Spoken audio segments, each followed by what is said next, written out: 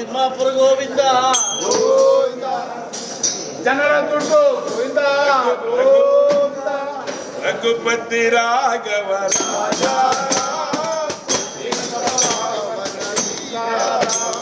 ರಘುಪತಿ ರಾಘವ ರಾಜ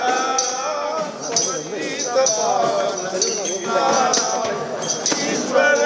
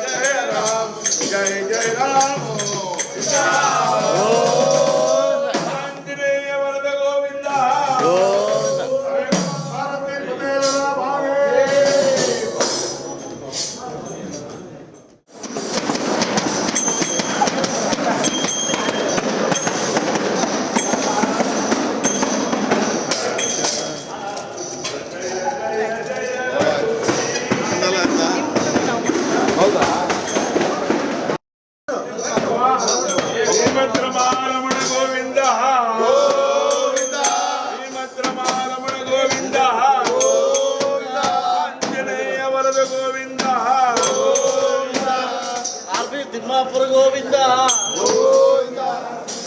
ಜನರ ದುಡ್ಡು ಗೋವಿಂದ ರಘುಪತಿ ರಾಘವ ರಾಜ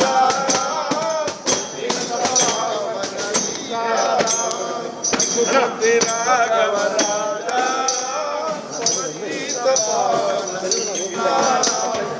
ಈಶ್ವರ